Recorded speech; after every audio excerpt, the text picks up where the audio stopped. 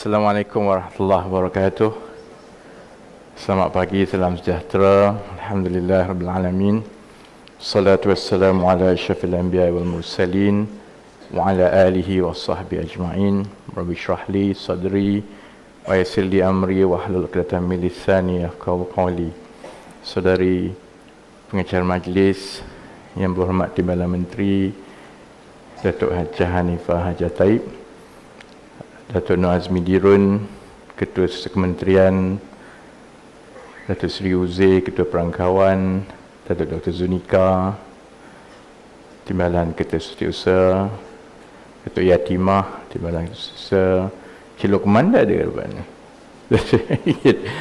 Ketua-ketua bahagian, ketua-ketua agensi, saudara-saudari yang dihormati sekalian. Saya tengok jam sebab kita ada perubahan jadual sedikit. Saya kena menjawab soalan nombor 2 daripada Paguh hari ini kan. Jadi saya ada pendek sikit lah. Sebab itu saya ingat kita nak bagi lebih ruang kepada soalan daripada ucapan saya. Saya hanya nak ambil kesempatan ini untuk mengucapkan selamat menyambut Ramadan. Itu yang penting. Malam ini insya-Allah tarawih yang pertama. Dan insya-Allah gunakan masa Ramadan ini yang paling penting balik berbuka dengan mak ayah dulu. Dan jadi saya weekend ni memang balik kampung, dan saya harap yang dengan semua kesibukan kita pastikan ada satu weekend balik dengan mak ayah insya-Allah bagi mereka yang ada mak ayah yang masih lagi hidup kan. Kemudian saya juga ucap terima kasih kepada sukarelawan daripada anggota kementerian yang telah bersama-sama turun, termasuk juga daripada Jabatan Statistik dan agensi lain di bawah kementerian yang sama-sama turun membantu mangsa banjir di Johor baru-baru ini. Saya tak kira sebenarnya kita dah 100 hari. Dah lebih ni kan, dah 100 lebih. Maksudnya kita ada ruang dan mandat yang besar, dan kalaupun ada pencapaian, sepatutnya tahniah dan penghargaan itu adalah kepada semua warga kementerian, daripada pimpinan sampailah ke bawah, kerana saya faham ia satu peralihan yang besar daripada yang kita biasa sebelum ini. Kementerian ataupun terutamanya EPU sebelum ini adalah satu agensi yang merancang dasar. Jadi dalam tempoh 100 hari kita bertukar daripada satu agensi yang merancang dasar kepada agensi yang perlu melaksanakan. Itu satu learning curve, perubahan yang memerlukan banyak pengalaman, banyak orang kata flexibility yang setakat ini alhamdulillah saya hanya boleh mengucapkan terima kasih dari satu bulan ke satu bulan. Cuma saya rasa kita akan terus berlari dengan lebih laju.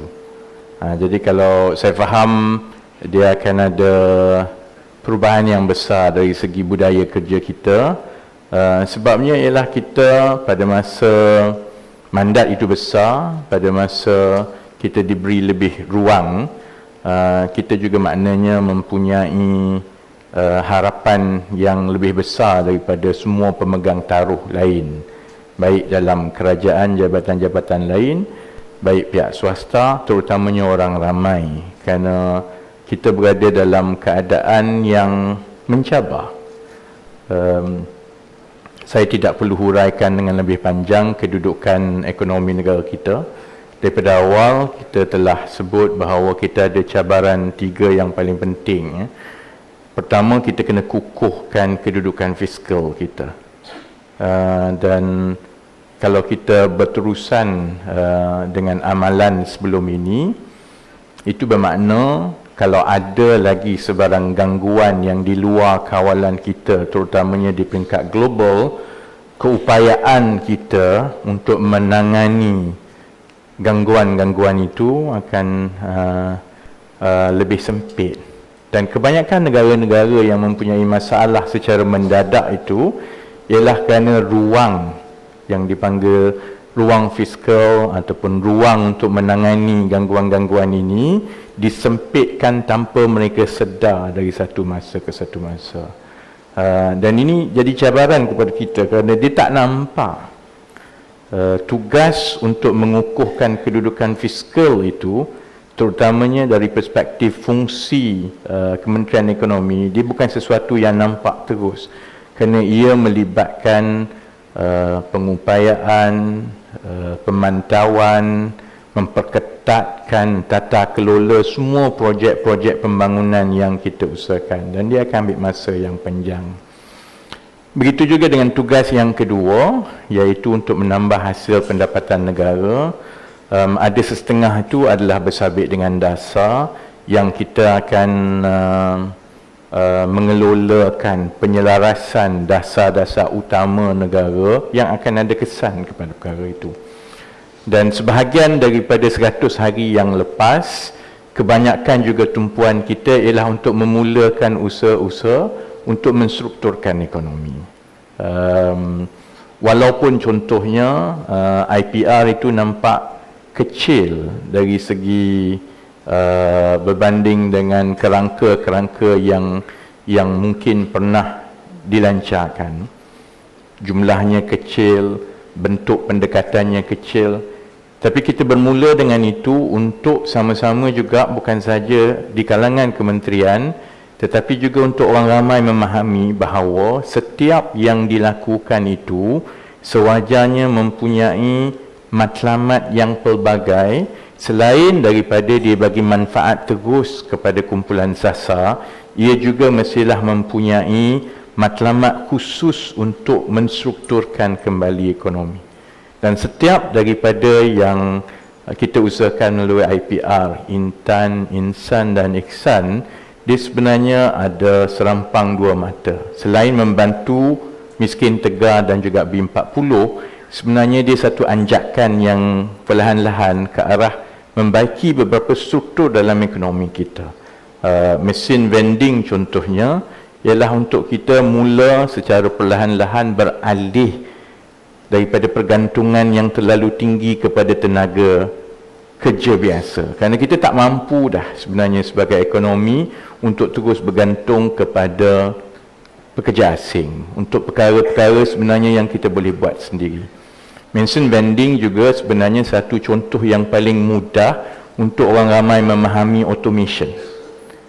Selalunya kita cakap pasal automation, orang ingat robot, orang ingat sebenarnya benda yang paling mudah dalam hidup kita ialah perkara yang kita gunakan setiap hari, kan. Sama juga dengan Intan, selain daripada membantu penerima, kita juga nak pastikan bahawa kita menambah bekalan makanan setempat. Dan begitu juga dengan Insan dan yang lain-lain.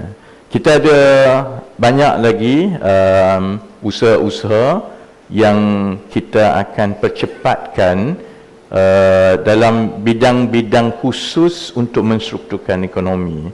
Saya tahu bahagian tertentu sekarang saya agak ada yang semakin banyak yang kena balik lambat juga. Kerana kita ada tempoh yang cukup pendek. Contohnya kita kena usahakan mempercepatkan usaha untuk beralih kepada tenaga boleh baru. Energy transition ataupun peralihan tenaga bukan saja soal, sebab selalunya kalau kita sebut pasal peralihan tenaga, kebanyakan ingat peralihan tenaga ini adalah sebab soal alam sekitar ataupun zero emission dan yang lain-lain. Selalunya bila sebut alam sekitar dan zero emission ni kepada orang biasa dia susah nak relate. Tapi matlamat yang sama kalau bukan lebih besar mengenai peralihan tenaga ini ada dua. Pertama ialah untuk menjamin kelangsungan bekalan tenaga kita. Seperti yang kita telah tengok di negara-negara lain, terutamanya Eropah, bila perancangan itu tidak dibuat lebih awal dan pergantungan itu tertumpu kepada satu atau dua tenaga sahaja, bila berlaku sebarang gangguan dalam bekalan ataupun pasaran antarabangsa, kesannya kepada negara itu cukup besar. Dan saudara-saudari di kementerian sebenarnya adalah antara orang yang bertuah, kerana saudara-saudari ada pandangan yang jauh lebih panjang berbanding dengan orang lain, kerana data dan perancangan itu ada di kementerian ini. Dan saudara-saudari boleh nampak sebenarnya kalau kita tidak berhati-hati dan menganjak peralihan itu, maksudnya keterjaminan bekalan tenaga kita itu dari segi kemampuan kita, kelangsungannya, dari segi keseimbangan dengan komitmen alam sekitar, perkara itu menjadi lebih rapuh dari satu tahun ke satu tahun. Jadi tumpuan kita 3-4 bulan, saya tahu pasukan yang bekerja dengan Datuk Yatimah memang balik lambat lah korang kan, untuk 3-4 bulan ini, kerana kita ada tugas yang besar. Dan saya sebenarnya faham bahawa pasukan kita itu berbanding dengan kementerian lain atau agensi lain, pasukan kita itu kecil, tenaga kita itu kecil. Jadi ini juga cabaran-cabaran yang sama juga macam Datuk Dr. Zunika terpaksa lalui dengan IPR. Kita terpaksa mengangkat skala projek ke peringkat nasional dengan kedudukan tenaga kita sebenarnya yang kecil berbanding dengan kementerian-kementerian lain, kerana kita bukan kementerian pelaksana sebelum ini kan. Tapi insya-Allah saya tengok setakat ini semua berlari dengan baik. Kita kena kekal berlari. Saya pun dah mula jogging sejak 2 minggu lepas, dan it's all about the discipline. Memang setiap satu masa ke satu masa kita akan rasa penat, kita akan rasa cepat mau putus asa. Kadang-kadang kita tanya kenapa kita perlu bersusah payah, kerana kita tak nampak kesan. Tapi it's all about the discipline juga, dan juga kefahaman tentang nilai dan sumbangan sesuatu yang kita buat itu untuk masa depan. Sebab itu saya selalu ulang juga bahawa kalau kita nak kekal motivasi, to motivate us to do something like this, you can only do this if you understand national service. Terutamanya kepada yang muda-muda yang baru kerja, yang 5 tahun ke bawah. If you don't understand and if you don't really embrace national service, it is difficult to continuously run at the pace that we need to run, terutamanya dengan mandat yang diberikan kepada kementerian sekarang. Saya ucap terima kasih kepada DOSM. Saya tahu mungkin saya tidak, dalam kebelakangan ini saya jarang berbanding dengan masa yang saya beri tumpuan kepada kementerian. Tapi saya ingat DOSM pun pada awalnya, oleh kerana saya ada luangkan sedikit masa dari segi visi dan ke arah mana, DOSM pun cukup faham peranan yang perlu dimainkan oleh data untuk kita menstrukturkan ekonomi. Jadi dalam tempoh 2-3 bulan akan datang, ada beberapa bidang yang utama yang kita akan beri tumpuan. Pertama yang saya sebut tadi ialah peralihan tenaga, kerana kita kena mempercepatkan proses ini dan membawa keseluruhan naratif nasional itu ke arah itu. Sama seperti bila kita mulakan IPR, ialah supaya naratif nasional itu tertumpu kepada perkara-perkara yang penting untuk struktur ekonomi.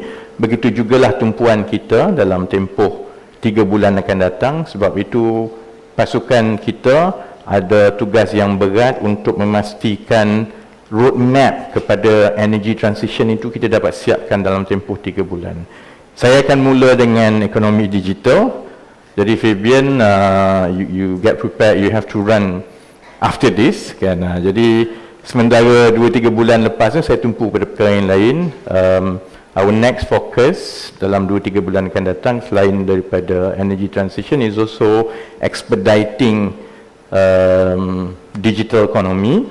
Dan insyaAllah kita ada pasukan yang bekerjasama dengan MUSTI untuk kita lancarkan satu inisiatif berkaitan inovasi. Dan seperti biasa juga, saya harap saudara-saudari faham, pendekatan kita ialah selain daripada kita merancang dasar itu, kita kena bergerak selari dengan membawa penerima ataupun stakeholder yang paling penting, iaitu rakyat, daripada awal.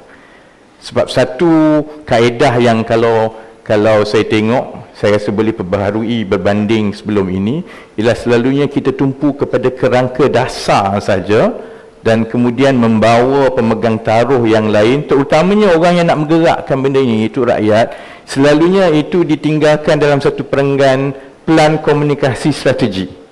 Jadi dia ada jurang yang besar di antara apa yang kita rancang dengan apa yang disambut. Jadi sebab itu setakat ini, setiap yang kita buat, kalau saudara-saudari perhatikan, kita bermula serentak, iaitu kita mula daripada awal dulu dengan rakyat dahulu, supaya mereka boleh mula memahami sedikit demi sedikit, supaya bila perancangan itu berlaku, dia dapat disambut dengan cepat. Begitulah bila kita bagi sepenuh sokongan kepada Open Dorsum, IPR contohnya, dan juga untuk My Digital kita akan bermula fokus mengenai inovasi. Dan perkara ketiga yang dalam tempoh 2-3 bulan ini kita akan bagi tumpuan ialah mempercepatkan kerjasama di antara industri dan juga dengan rakyat dari segi membaiki kebolehpasaran dan keupayaan tenaga kerja kita, terutamanya yang muda-muda. Kerana itu masalah struktur ekonomi yang besar dalam negara kita, iaitu peluang pekerjaan itu banyak, tetapi ada jurang yang besar di antara apa yang diperlukan oleh pasaran dengan apa yang ditawarkan oleh tenaga kerja kita. Jadi yang itu pun saya ingat kita ada satu pasukan yang sedang membangunkan scaling up itu, dan bila kita lancarkan, insya-Allah dia akan dapat menemukan kumpulan sasaran yang lagi besar dengan peluang-peluang yang ada di dalam industri, supaya dia juga memenuhi dua matlamat tadi. Pada masa dia membantu penerima-penerima, ia juga membantu untuk membetulkan struktur yang ada dalam ekonomi kita. Jadi saya ingat cukup setakat itu, kerana saya ada mungkin 10 minit 11 minit saja untuk jawab beberapa soalan. Jadi kalau boleh tolong pendekkan soalan, dan saya cuba jawab dengan pendek juga supaya kita boleh ambil beberapa soalan. Baiklah, dijemput mana-mana warga Kementerian Ekonomi untuk tampil ke mikrofon yang telah disediakan di bahagian kiri dan kanan Dewan. Ini hari terakhir boleh makan tu.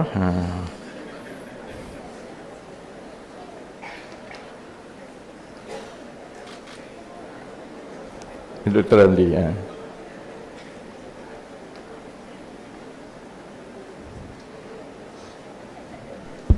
Assalamualaikum.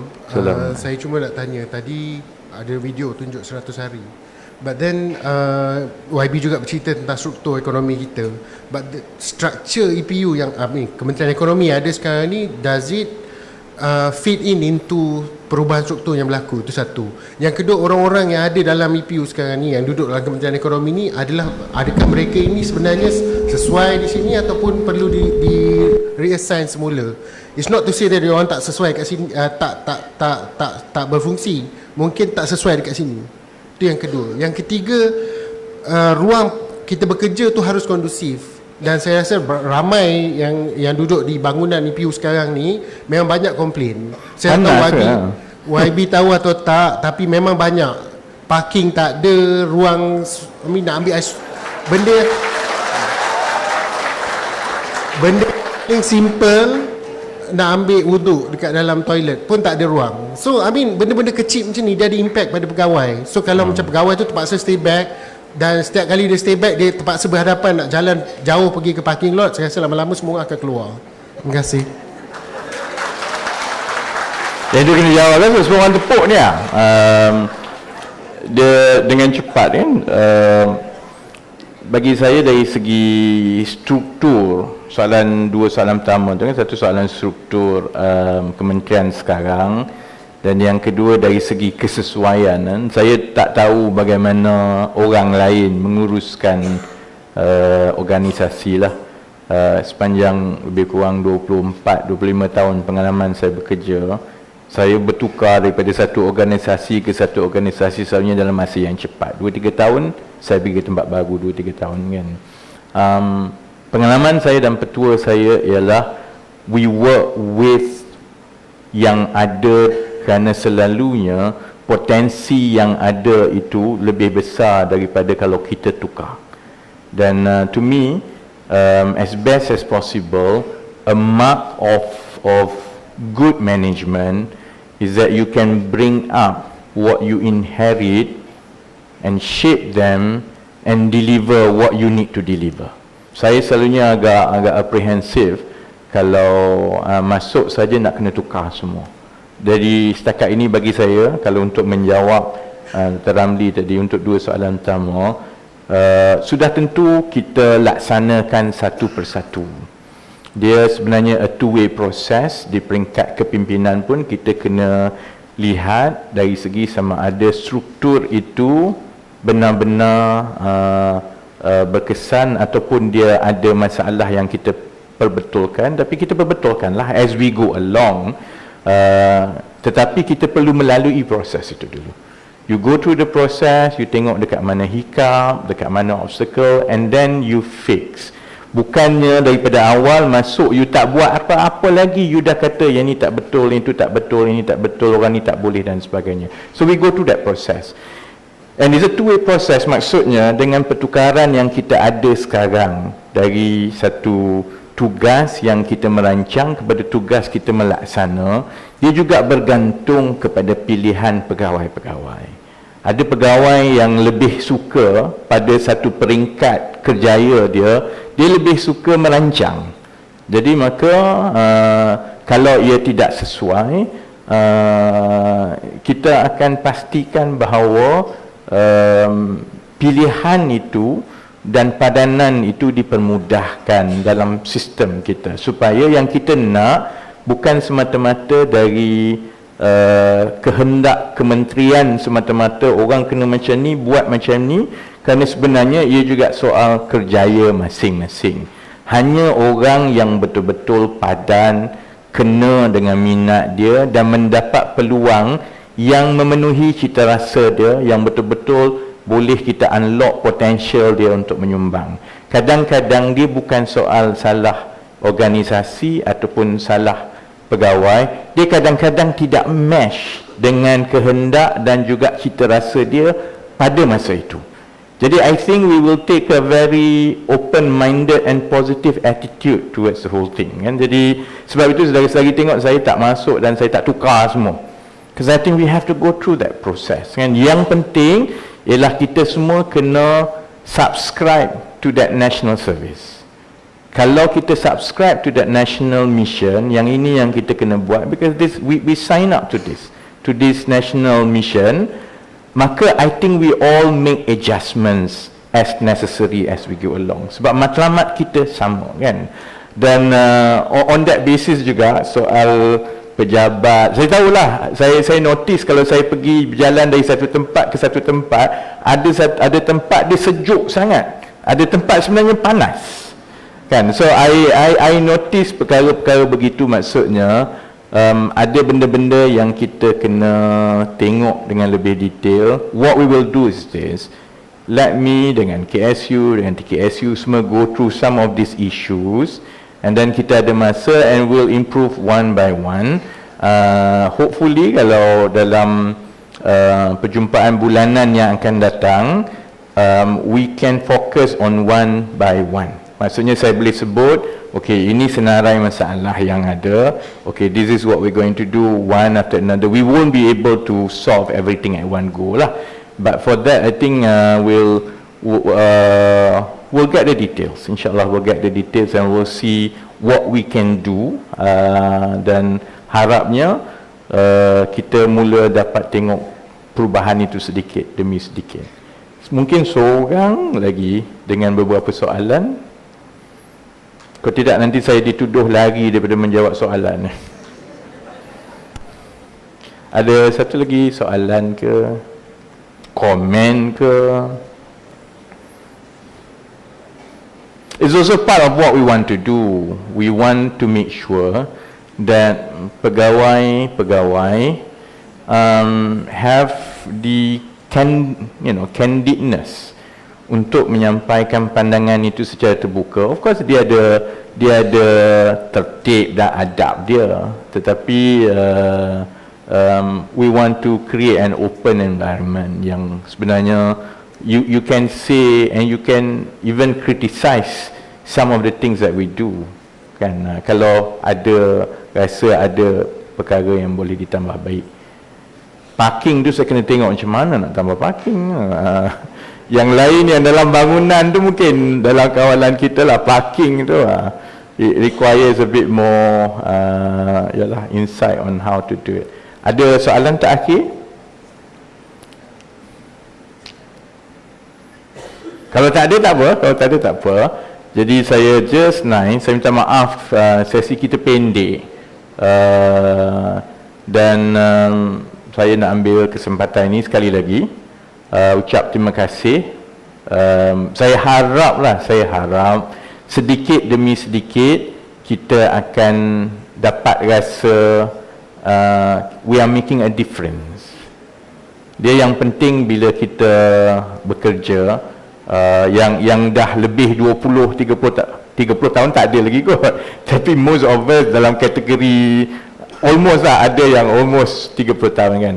I think the challenge as you grow longer in your career is to stay focused and to have that motivation to keep doing. And that motivation and stay focused itu sebenarnya dia function kepada the meaning of our work. You can only stay focused and keep on doing new things, better things, kalau kita rasa kita ada kesan ataupun hasil tangan kerja kita itu membawa manfaat kepada orang lain. Jadi saya harap as we go from one month to another, we can understand the meaning of our work better, and we can see that meaning and effect itu kepada orang lain.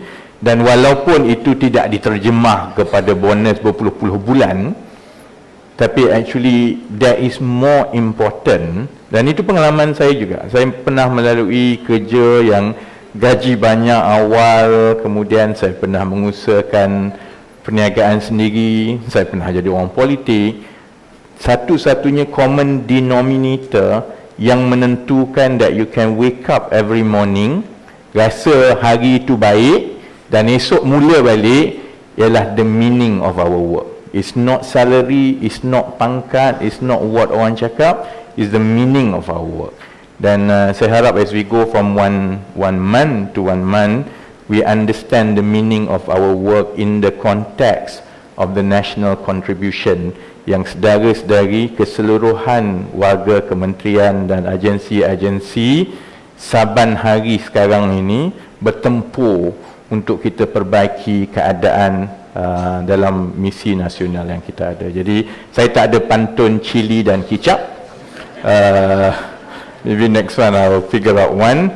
Jadi saya ambil kesempatan ini untuk ucapkan selamat menyambut Ramadan, selamat beribadah, dan jangan terbawa-bawa the difference between Ramadan the ritual and Ramadan budaya. Ramadan kena ini kena itu, dengan the real Ramadan which is our time dengan Allah, our time untuk kita reflect, and our time to have some peace of mind. Sebab itu ada Ramadan, so that every year kita diberi masa untuk kita reflect the last one year and to prepare the next one year. Jadi dengan itu, sekian, wabillahi taufiq wal hidayah. Assalamualaikum warahmatullahi wabarakatuh.